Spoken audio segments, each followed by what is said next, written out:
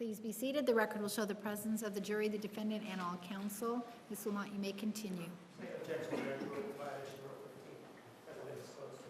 Approach, please.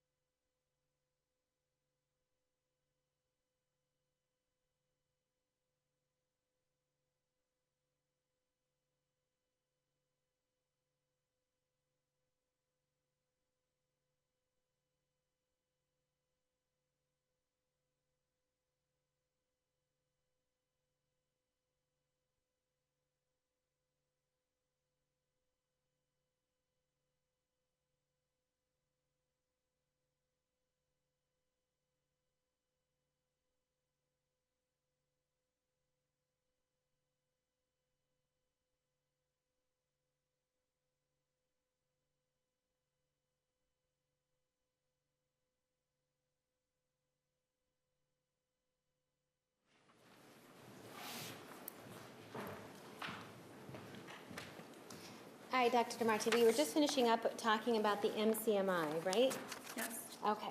And with regard to the MCMI that Dr. Samuels conducted, you're aware that there was under Axis, well, you talked yesterday about Axis 1 and Axis 2 diagnoses, right? Yes. And under Axis 1, according to the MCMI, the diagnosis was none other specified, right? In addition, there was more access, and they were rule-outs. They were not diagnoses. Anxiety disorder, right? Anxiety disorder, I believe it was NOS. Right. And what does NOS stand for? Not otherwise specified. Okay. So, in other words, so they're talking, so the diagnosis was anxiety with nothing specific with it, right? It's anxiety disorder, NOS. Right. And then for Axis 2, that's where we talk about personality disorders, isn't it? Yes, but you missed the other Axis 1 disorder that was listed. Right, but I'm talking Okay. about Axis 2 now. Okay. Okay, so Axis 2 is talking about personality disorders, right? Yes. And with Axis 2, their diagnosis from the MCMI test comes out as diagnosis or condition deferred, right? Yes, That means there is no diagnosis. that's not correct. Judge, this same issue, and if we may approach.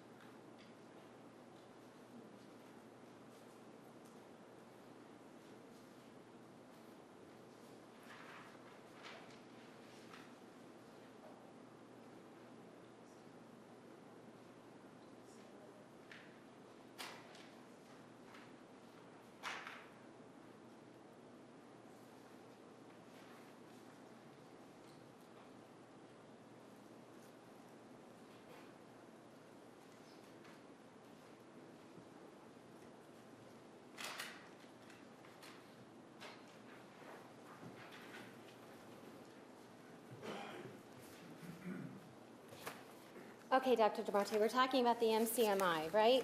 Yes, Okay, so let's see if we can get through this. The MCMI ultimately produces a diagnosis, doesn't it?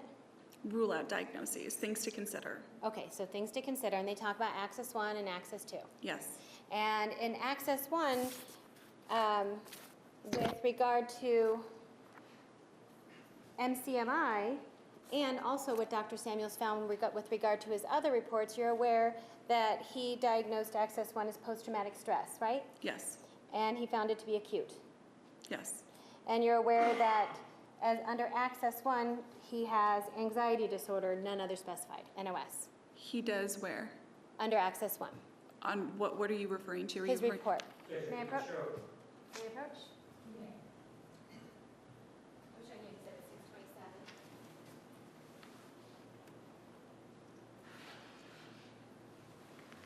Okay. And so under Access 1, he also has anxiety disorder?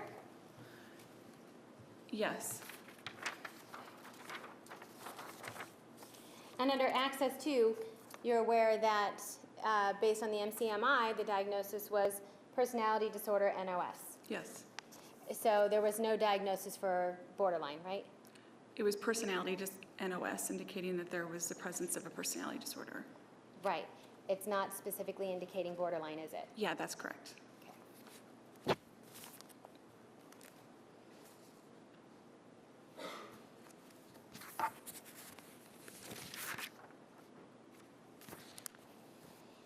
All right. Now, you conducted your own TSI, didn't you? Yes, And you said you hand scored it? yes, So when you hand score it, then you don't get a computer printout, obviously, right? correct. And do you have your hand scores with you today? Yes, Can you pull those out, please?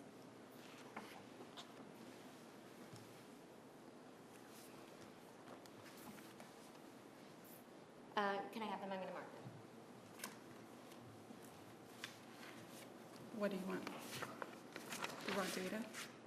Well, I want the information that you would get once you score it, so. You want the scale scores? Mhm. It's only this side of the paper. Different page. Yes.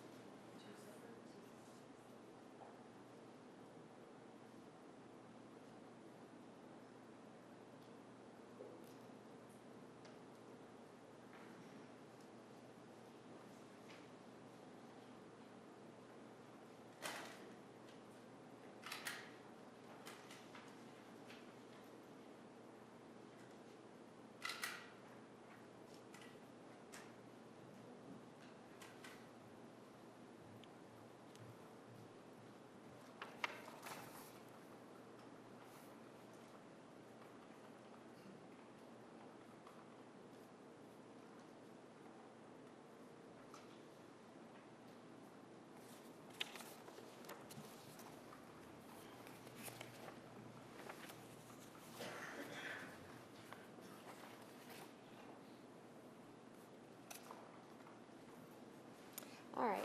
I'm handing you what's been marked as Exhibit 628. This is your hand scoring, right, of the TSI, part of the TSI scales, right? Yes. Okay, which scales are those? Which scales? Well, is that all the scales that you look at under the TSI? Yes. Okay. And you have, part of the worksheet you show a raw score, right? Oh, on here? Yes. Yes. And then you also show what the T-score is. Yes, that's correct. And the T-score is what you plot into a graph. Yes, And the T-score is what we've kind of been talking about this morning is when it gets plotted into a graph, you're looking at that number whether or not it's clinically significant. yes. Okay. And this particular TSI test, when did you give it? August 12th, Of what year? 2011? 2011? All right, and you gave the TSI 1, right? Yes, But at that time, the TSI 2 was available, wasn't it? just recently had been put out. So it was available. Yes, And the TSI 2 is the more updated version, isn't it? yes. And was there a benefit to you to use an outdated test? To use an outdated test? Yes, to use the TSI-1 had- versus the TSI-2. There was no benefit. It had just been released. Okay, so So there was no benefit to it. there was no benefit to using the old one. Right. Okay, but you still chose to use the old one. The other one wasn't available to me. You just said it was released. It was released, but it wasn't available to me. So in other words, if you wanted to, you couldn't go and get it? The agency that I was working at had not purchased it, and it wasn't something, there's this time span as psychologists that we're given to update our test, and given that it was just released, I was well within that time span. Okay, and so the agency you were working with was Bayless, right? That's correct. And let's see, August 12th of 2011, this puts you about a year out after getting your license, right? Yes, And so a year out after getting your license, you're conducting this TSI test and you're using, you didn't ask Bayless to go and get the updated one? no, So you were just content using the one that is been revised, the one that had not been revised? the other one had just been released. Right, so you were content using the one that was Yes, I not thought revised? this was adequate. All right. When you gave the rat and the waste, though, you used the updated versions of those, didn't you? Yes, Same thing with the MMPI, you used the updated version? yes, Okay, which had been out for several years. okay, but those were all updated for you. Yes, All right, let's look at the clinical scales on the TSI. There were several elevated scales, weren't there? yes, And one of the scales that's elevated is AA. Can you tell us what that means? related to anxiety. Okay, and she was elevated on that, wasn't she? Yes, And the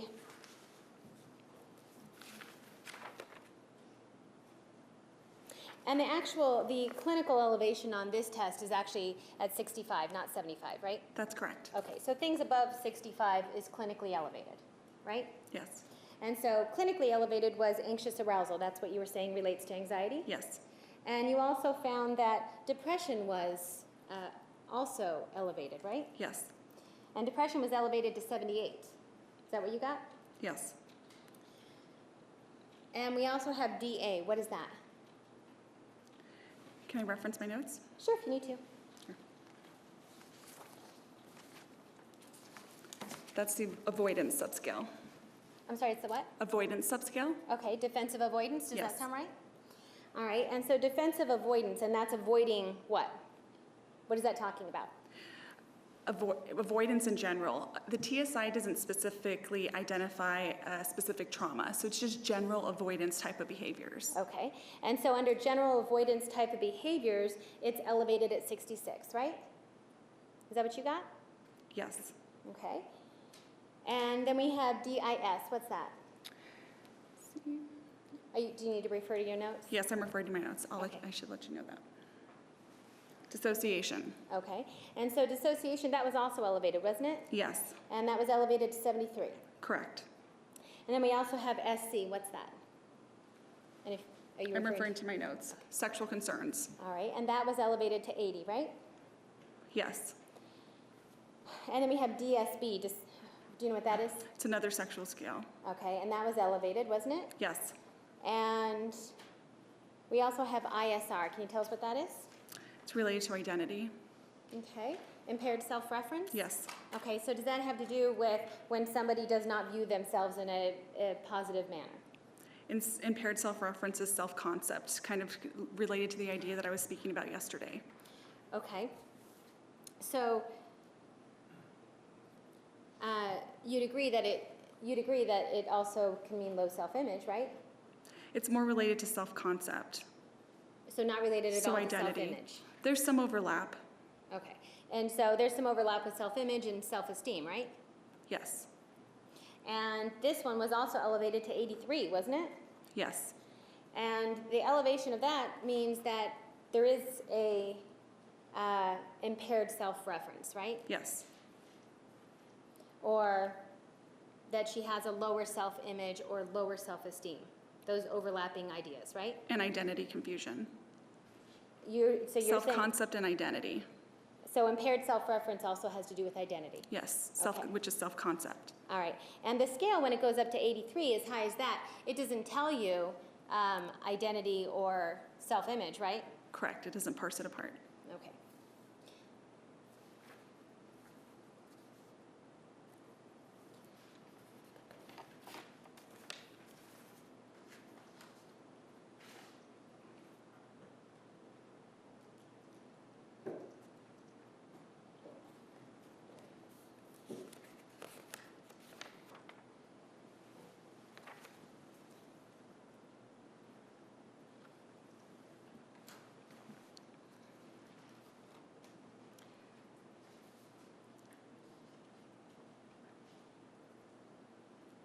All right, and one of these on here, we also have IE. Do you know what that is?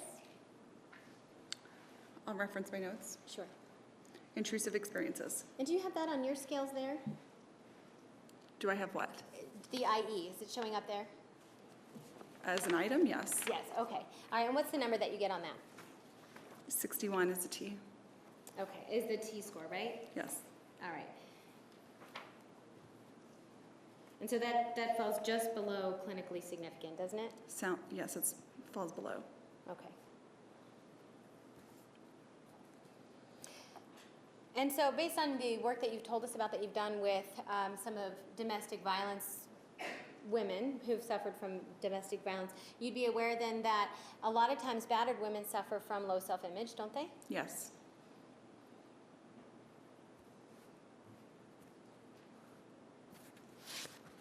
And yesterday you talked to us about whether or not you personally believed Jodi exhibited any behavior of low self-image, and you said no, right? Right. But this test result speaks differently, doesn't it? No. Well, it doesn't, you just agreed with me that it doesn't parse it out, right? With regard to the impaired self-reference. Right. It refers to both. Okay.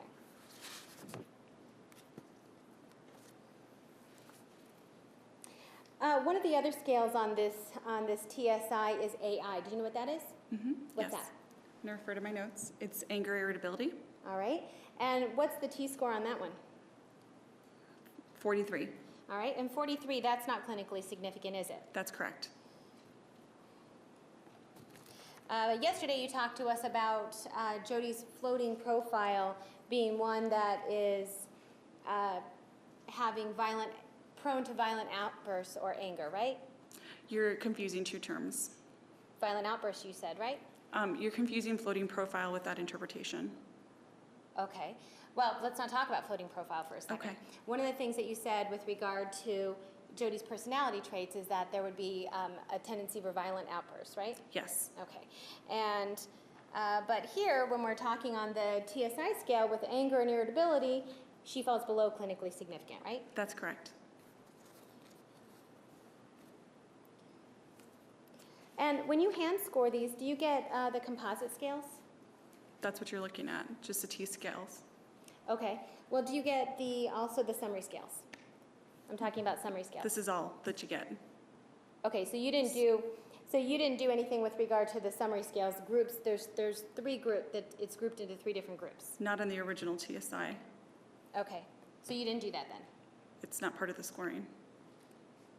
TSI summary scales are not part of the scoring? You're confusing terms again. So what you're looking at there is everything that's included in the scoring. Okay. So that's, I don't think I'm confusing anything. I'm asking you about summary scales. Do you not have any TSI summary scales? That's an improper question. Shane asked it. I don't think I. Overall, you may answer.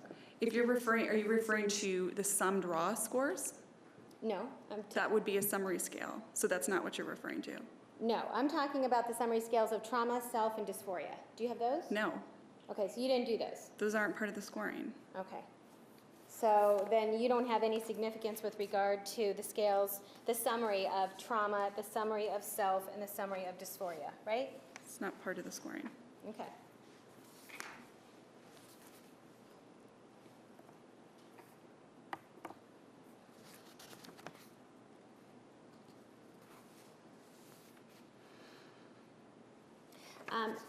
And the TSI, or trauma test, that is a test that can indicate PTSD, right? It can indicate Because PTSD. trauma is a part of PTSD? Yes. And based on these test scores, we're seeing a elevated anxiety, right? Yes. And elevated depression, right? Yes. And elevated defensive avoidance. Yes. And so based on those items, don't those items also speak to PTSD? Those are symptoms that can be seen in PTSD and in personality disorders. So they can be seen in PTSD? Yes, they can.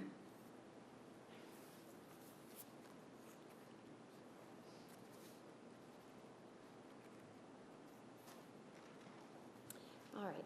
So you talked to us a little bit about your experience with domestic violence, right? Yes. And that some of these patients that have come into you since you were training in 2004 and then after you've been licensed, that these patients have had issues with domestic violence in their lives, right? Yes. During this time that you're seeing these people, you're not, I guess there's one part in your CV where you specifically talk for 2 months that you're interviewing domestic violence women, right? Women who suffered from domestic violence, right? Which aspect of the CV are you talking about? I'm talking about the 2 months that you spent doing the unstructured interviews. Those were for perpetrators. Those were are not perpetrators? Yes, I think what you're referring to is back to research that was done at Michigan State University. Okay. And so, all right, so let's talk, the research that you did, that's when you're doing interviews of women who had been some type of domestic violence, right? Yes, Okay. And then you spent 2 months with perpetrators. that would be another instance. Yes, right? Okay. And other than that, in your CV, you don't specifically talk about assessing domestic violence, right? Correct. And during these times when you're either doing research or other than the 2 months that you spent with batterers, you're not assessing domestic violence relationships, right? That's incorrect. So you're assessing domestic violence relationships? Frequently. And what are you doing to assess them? It's several times when people come into me either for therapy or for evaluation. Part of my job is to determine whether they've been exposed to domestic violence, and secondly, whether it's actually had a negative impact on them or not. Okay, so you're talking to them, and how is it that you're assessing them for this? By asking them questions related to domestic violence and related symptoms, in addition to all the other questions that I ask about their life. Okay, and what research is it that you rely on to form the knowledge to make assessments regarding domestic violence relationships? Can you say that again? Sure. What research is it that you rely on to form the knowledge to assess domestic violence relationships? If you're talking about a specific diagnosis, or are you talking about whether it's present or not? I'm talking about the research that you rely on to form the knowledge to ask these people about their domestic violence situations and to ultimately form an opinion about what type of relationship they're in. Sure, I rely on Lenore Walker's research. There's Okay. a number of different researchers out there that talk about domestic violence and how it Well, causes... besides Lenore Walker, who else do you rely on? There's no particular author off the top of my head that I tend to turn to all the time in terms of domestic violence specifically. So can you name at least one other than Lenore Walker? Not off the top of my head. All right, and so Lenore Walker,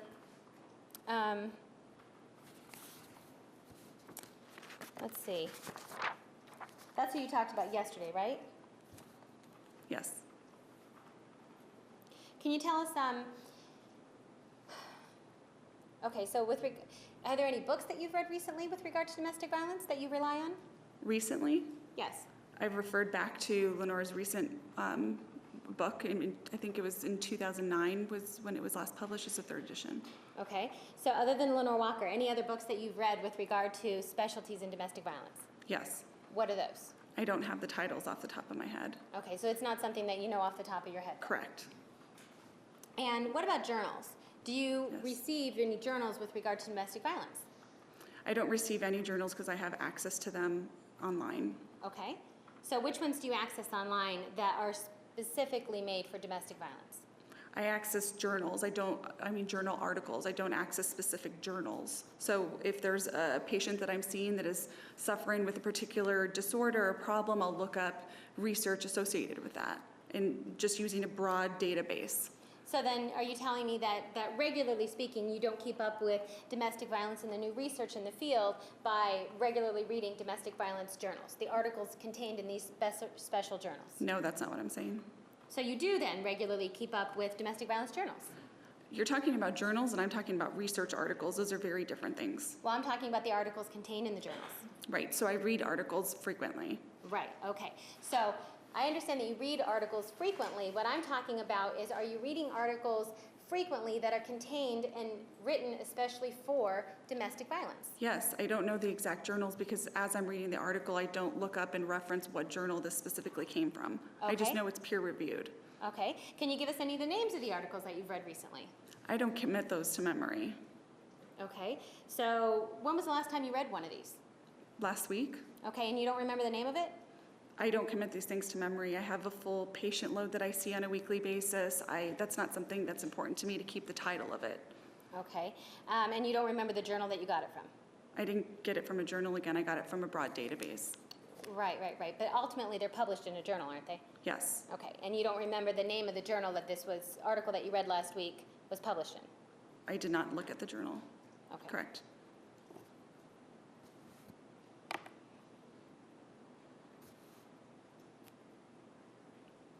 Now, you told us yesterday that in your experience, in your knowledge, you don't believe that Jodi is a battered woman, right? I believe there's inconsistencies in her report. You told us yesterday, that's not what I asked you. You told us yesterday that based on your knowledge and experience, you don't believe that Jodi fits a battered woman, right? Battered women syndrome, correct. Okay. And so, and you relied on, when you were talking about that with us yesterday, you relied on work that's been done by Lenore Walker, right? That's correct. And that's something that we just talked about today, Lenore Walker. Correct. And the work that you relied on with regard to Lenore Walker, she first published articles when? Do you remember her first book? I believe it was back in 70s, 79? 71, so sometime in the 70s. Okay. And so if you're familiar with domestic violence, and then you would also be familiar with the fact that there had been many revisions and additional research done after Lenore Walker published her book, right? The original book, yes. Okay. It's very controversial. Yes, and in fact, there's been lots of other research done with regard to domestic violence and battered women since then, hasn't there? Yes.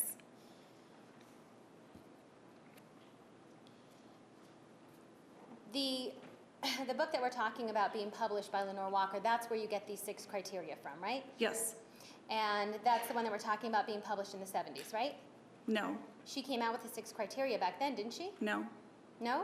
You think she came out with it later than that? In the book, they indicated that because there's been so much research that's done on this topic, that they've formulated new criteria to capture, that there's now some sort of criteria to capture what is battered women syndrome. For many years, there was no criteria. So wait, so you're testifying that there is specific criteria, that Lenore Walker would agree that there is specific criteria to profile a battered woman. Is that what you're saying? No. You're Okay, that's changing what my I'm- words. Okay, then tell me what you're saying. There is criteria or no? There's criteria that's listed in her book that identify the presence of battered women syndrome, Okay. that she identifies. Again, this is not the DSM. This is just a culmination of research that's come with this criteria. And yesterday you talked specifically about 6 criteria, right? Yes. And those 6 criteria, you're telling me that that was not published in her original book? I'm not aware if it was. I know that in her most updated book, that's what was published, and it relied on research that was more recent. Her most updated book publishes the same 6 criteria. Is that what you're saying?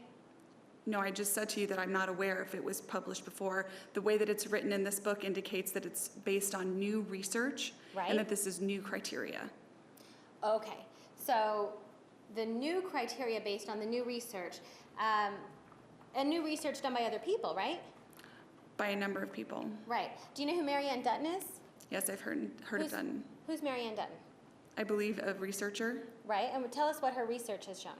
I don't know off the top of my head. Well, you know that she's a leading researcher in battered women syndrome, right?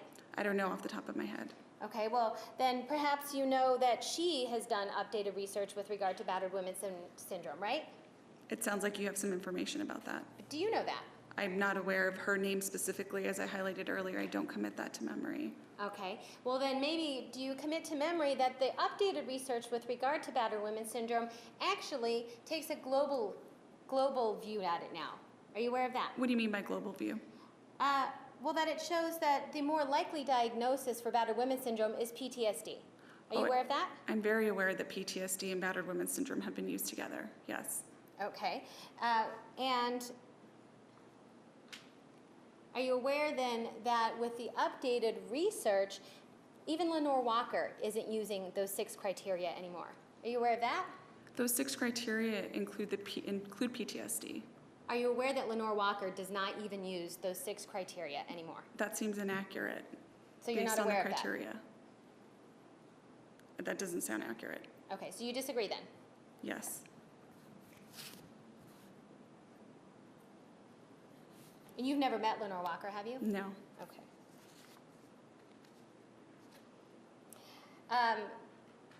Since you seem to be familiar with her work then, are you familiar that Lenore Walker, actually, her updated research takes the approach takes a trauma-informed approach rather than using the 6 criteria.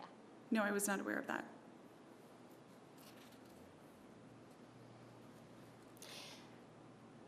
But yet, not being aware of this information, and you don't consider yourself an expert in domestic violence, do you? I'm an expert as a clinical psychologist. Well, clinical psychologist is kind of a big general area, isn't it? Correct. Okay, so you're an expert in clinical psychology? Yes. Okay, and so, but you don't consider yourself an expert in domestic violence, do you? I've had a lot of experience in domestic violence and working with people with domestic violence. It depends on how you define expert. Do you define yourself as an expert of domestic violence? I would not call myself an expert in domestic violence specifically. Okay, so you are not an expert in domestic violence according to you. I have a lot of experience with it, but I wouldn't put that term on because I think it's an important term. So It's you very would- specific, right? So I you would not characterize yourself as an expert in domestic violence? Specifically, yes. Okay. In fact, part of what you talked to us yesterday is the fact that your belief that just because a woman does not go see a doctor if her husband beats her, or if she doesn't call the police because her husband hits her, somehow to you, that is a data point that is going to be suggestive that maybe it didn't happen, right? It's a data point, yes. That to you, in this particular case, it suggested to you that it didn't happen, right? Yes, and if it was there, it would suggest that it did happen. So with battered women, based on your experience, you're expecting battered women to report then, right? No, not all the time. Well, then you're aware that they minimize, right? Yes, You're aware that they oftentimes don't report. yes, I am. And you're aware that oftentimes they don't call the police when they're hit by their loved ones. I am aware of that. And you're aware that they don't go to the doctor when they're hurt by their loved ones. Yes.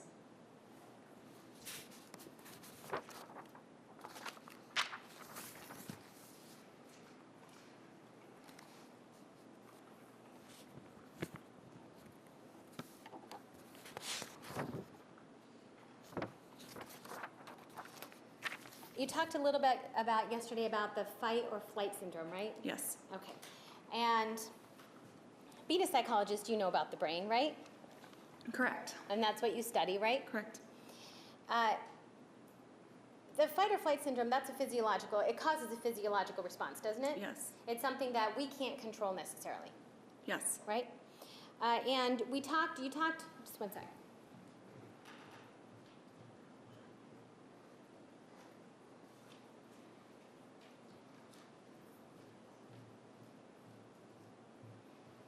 This is going to start a whole new issue if you, I don't know if you All want right, to we'll take take that now. the noon recess a little early, and we'll start early. So, ladies and gentlemen, please be back at 1:20 from lunch. Please remember the admonition, you are excused.